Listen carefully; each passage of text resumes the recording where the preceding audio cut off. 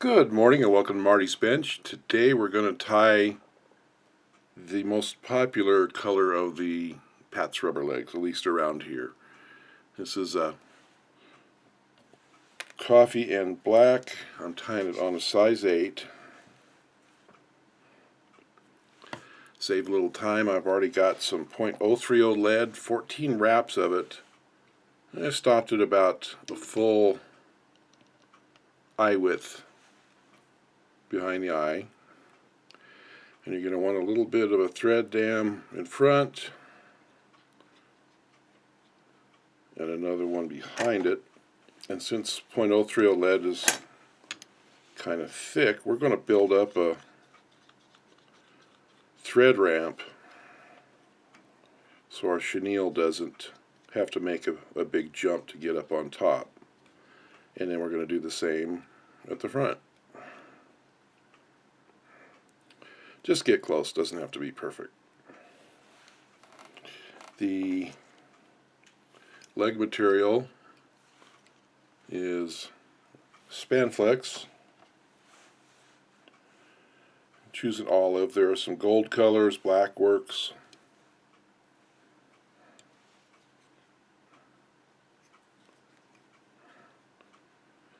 Tie those in by the tips and work this just a little bit down the bend, and I've stretched a little bit and tightened my thread to try and keep those things up on top.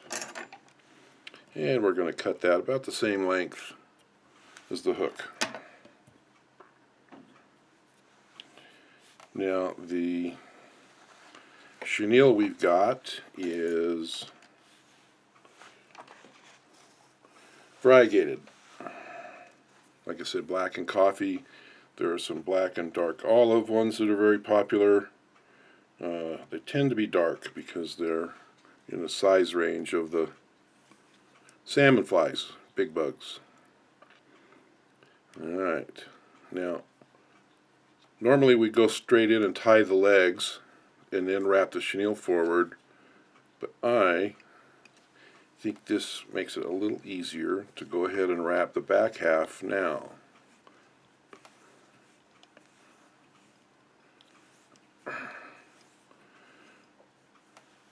7 turns, it gets me up on the lead and right about at the halfway point.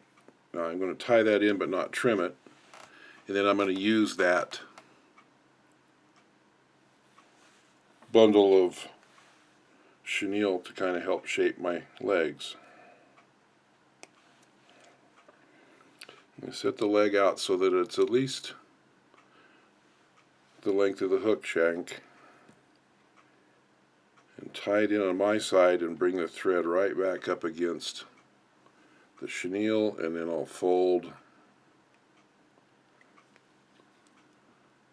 the leg over, and once I trim here I'll have a leg on each side. I'm going to move the thread about halfway up the lead and do the same thing.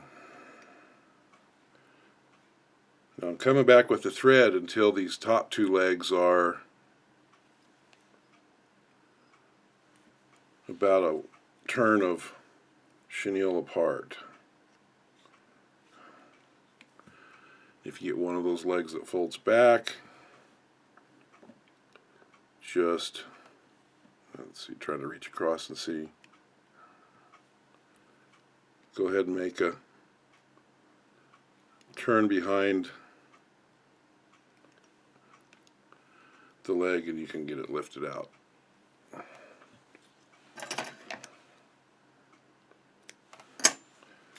Now I still want to be up on the lead for the last one. It makes it much easier to keep your legs down on the side.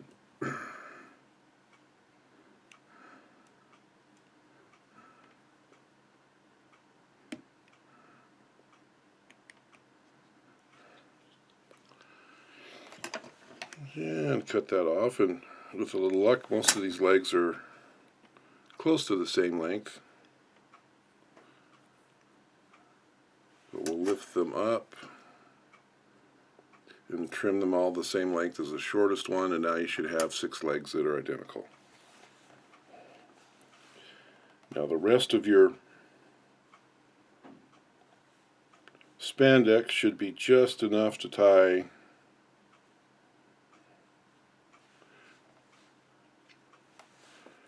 some antenna.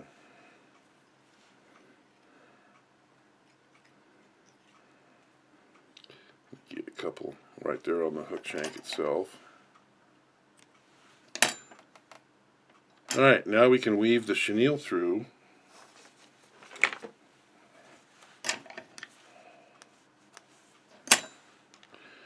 And if you stretch this chenille, keep it tight, you can use it kind of like thread to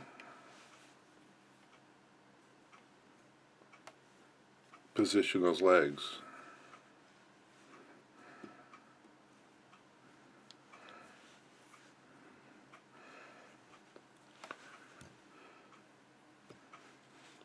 When you get to the front, we'll tie her off.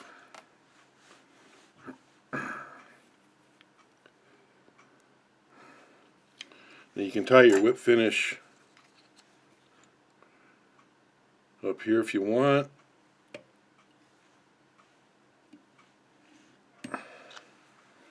Or you can lift those antennae out of the way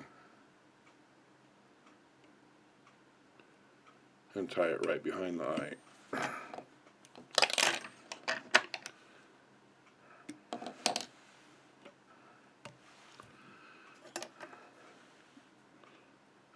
Tug that front leg up into shape, and there you go. Big six-legged creature that lots of wiggle. Pat's Rubberlegs. If you want to have some fun, go back and look where this originated.